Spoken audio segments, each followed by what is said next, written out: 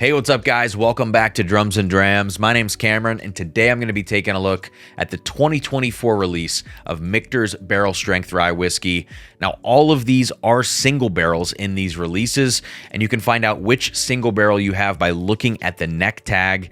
In particular, my barrel is 24B0901. So what that means, that alphanumeric code, in case you're wondering, the first two digits, 24, just refers to the year, so 2024. The next letter, B, second letter of the alphabet, refers to the second month of the year, so February. It's a February 2024 barrel. And then 0901 is just the designation of which exact barrel we are talking about. So because these are all single barrels, you know, your mileage is going to vary between these different bottlings. If you do happen to have 0901, let me know in the comment section. That would be pretty cool if you're tasting the same one that I'm tasting. But as with any review of any single barrel product, take what I say with a grain of salt. In fact, you should do that at all times, even if it's a batched product, because all of our palates are so different. But with these single barrels, we really have to be careful to not draw conclusions on an entire release or an entire line of products based on one particular barrel. So that's kind of my public service announcement here at the beginning. This barrel in particular is coming in at 110.2 proof or 55.1% ABV. Michter's famously uses a lower barrel entry proof of 103, I believe, for these products. So we do have a slight proof increase from that barrel entry proof of 103 to get to this 110.2. But you never really find Michter's products much above this 110 proof point. I mean, it does vary a little bit, but by and large, you get these products with lower proofs because of that lower barrel entry proof, which is said to kind of increase concentration of flavor and pull out some different flavors from the barrel throughout the maturation process.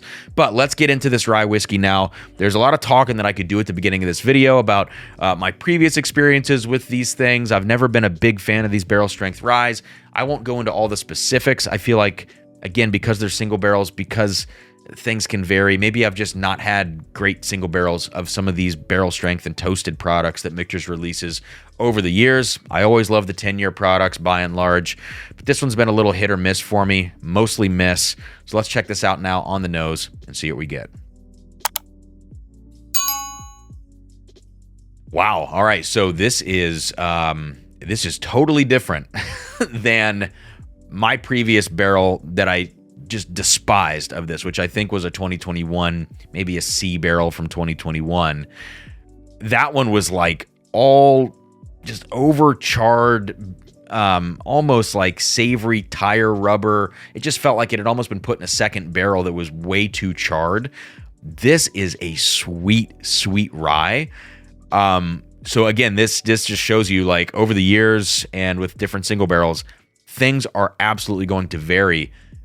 This smells delicious. That's my first nosing note. Delicious. All right, here we go. Yeah, so let's kind of drill down on this a little bit. I'm going to kind of talk about different layers in this whiskey because I think on the nose, my first impression, while it is a very sweet whiskey, is that it's also a very complex whiskey. Complex is not always a positive thing. We'll talk about that maybe a little bit later in the video.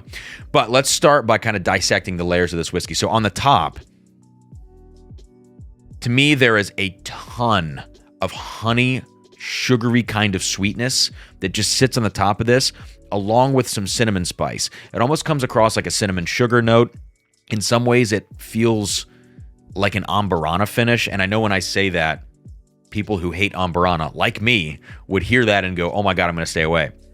No, that's not what I mean. I don't mean it actually smells like an Amburana finish, but the idea of Amburana being that cinnamon sugar, you know, kind of dark honey in some cases, those notes that it contributes, people say cinnamon toast crunch. This has those notes, but in a much more appropriate way for a whiskey that's not finished. You know what I mean? So cinnamon sugar, there's definite honey on here.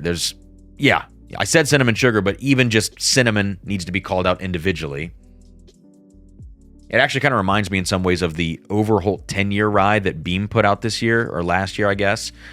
This is not as like Beam forward nutty, but the cinnamon quality of this whiskey kind of reminds me of that Overholt. Wow, and there's a humongous brown sugar in here. So when you first smell this, you don't really get the impression that this is a rye whiskey. I mean, if you put this in a blind flight for me, I would be thinking bourbon all day. And with those heavy cinnamon notes, I don't know, I would go to some distillery that has heavy cinnamon notes, but it doesn't really smell exactly like anything.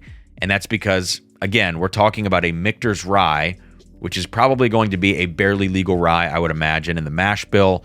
Very sweet, low barrel entry. So it has these unique factors about it that in a blind flight would really confuse you, but I do think it would make you think bourbon at the end of the day. All right, so below this kind of top layer, where you get all these sweet notes, there is this kind of foundational element to the whiskey that does have dark fruit character.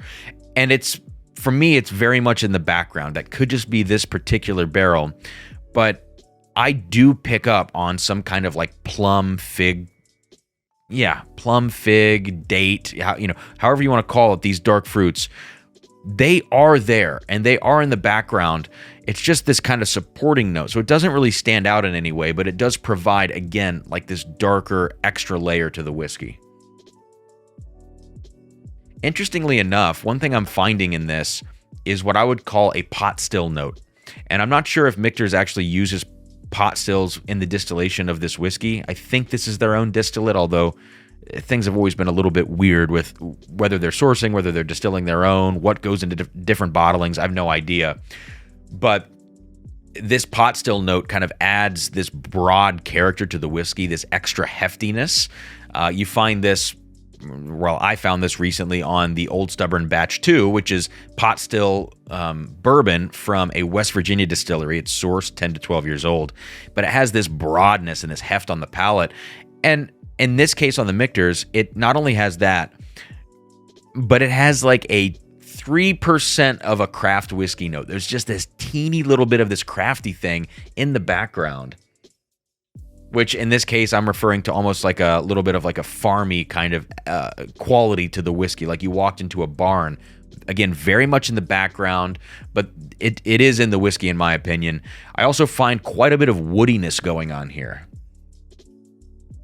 Yeah, a lot of like younger oak notes in here. So between these layers, this top very sweet honey, cinnamon sugar kind of layer, then you move below it and you get this woodiness, this kind of intensity. And just underneath that, you get these darker fruits way in the background with this kind of pot still thing hanging out as well. It's very complex. It's very layered, but let's see if it comes together now on the palate. Cheers, guys.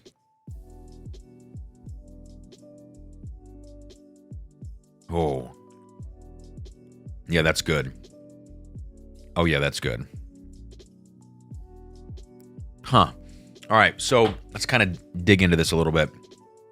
The thing that's standing out to me on the palate, besides just a wonderful drinking experience, as it's rolling front to back right now, getting into the finish, it feels full. The finish feels like it's going to be substantial. It's not just going to die off. Great. You would expect that with the rye, 110 proof. All that makes sense, and it checks a lot of boxes right away. The thing that I'm not the craziest about in the whiskey, though, is what I refer to as like a granular texture. Imagine if you've ever been to a restaurant and you see those brown packets, sugar in the raw. There's like a very granular quality to that, right? Like bigger granules of sugar. This whiskey tastes like I poured a sugar in the raw packet in the whiskey just a little bit, and it has that texture to it on the palate. Even on the nose, you can kind of pick this up as well. It plays in with some of the honey and cinnamon sugar sweetness that I talked about, that top layer in particular. But on the palate, it adds this texture that makes the whiskey feel a little overly sweet and a little young, actually. It's not doing itself any favors by doing that, because there's also that intense woodiness that I talked about kind of in the middle layer of the whiskey. And again, it's a little bit of a younger oak, a younger wood note there. And so combining those things on the palate makes this whiskey feel a little bit youthful. But at the same time, it's so intense. There are those darker components hanging out in the background, and it drinks so well that I don't necessarily mind that. I do find it interesting, though, that there are all of these layers going on, but maybe it's almost to the whiskey's detriment a little bit. It's almost like it's all over the place and not quite cohesive not quite entirely put together for me, at least on the palate. I feel like the nose was very good, and the palate is great too, but there's just a little something lacking for me, I guess, all the way around. Let's do another sip now. Second sip, much better texturally. And this always happens, right? Second sip of a whiskey, you're used to it. You're able to get into some different things. Whatever shocked you on the first sip is not going to shock you as much on the second sip. I get it. And that definitely happened here. I'm getting more into this like kind of middle of the road, dark cherry kind of note. It's like very standard whiskey note, but it's popping out a little bit more now with a lot of cinnamon influence. And this time I'm actually getting some coffee bean hanging out in the background, which is adding like this little bittersweet component. Again, these are notes that I didn't call out on the first sip or on the nose. So again, we're talking complexity. Like, this is a very complex whiskey. I'm going to say the same thing. I don't know that it's necessarily to its benefit, but it's a really fun whiskey to drink. I really enjoy it. Like, I know I'm overanalyzing it. I get that. That's what we do here on the channel. We definitely nerd out about whiskey. But even by doing that, even by critiquing it or just providing commentary on some of these things, that doesn't mean I don't like the whiskey. I think this is phenomenal stuff. And if I found this at SRP on the shelf, I'd be buying 2 of these things, right? I wouldn't want to pay secondary, which is about $180. But SRP on this, I think, is between 80 to 100.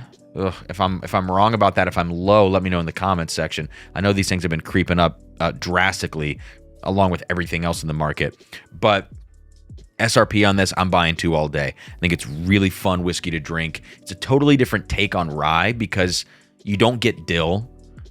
You don't really get citrus. You could maybe convince me.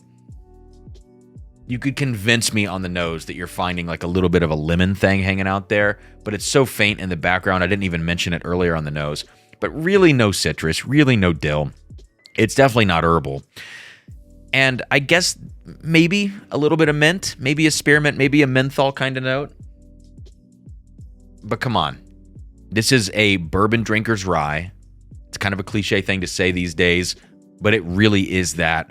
And I think I do see a lot of bourbon drinkers gravitating towards this Michter's Barrel Strength Rye for that reason, especially those darker notes, the intensity of the cinnamon, a little bit of that coffee in the background as well. It's solid. It's very, very good. I don't think this is in great whiskey territory for me, but it's probably not a super old rye whiskey. If we knew the stats of this, I don't know, my guess would be 6 years old, 7 years. It doesn't feel like it's some 10 to 12-year-old rye whiskey, and that's okay. But at the end of the day, I think Michter's makes fantastic products. The 2023 toasted rye that they put out, I recently tasted that on a live stream. I loved it. I thought that was fantastic after having, again, a bad experience with the previous bottling of that. The barrel strength bourbons, hit or miss for me. Toasted bourbons, hit or miss for me, but the 10-year products, outstanding. 20-year product, of course, outstanding. And one day I'll taste the 25 in the celebration. But that's going to do it, guys. Let me know what you think of this barrel strength rye. I almost said toasted barrel. Barrel strength rye whiskey from Michter's. Let me know if you tried the 2024. Let me know what your barrel number was. We could start the next micro batch conspiracy with all the barrel codes. Cheers, guys, and I'll see you next time here on Drums and Drams.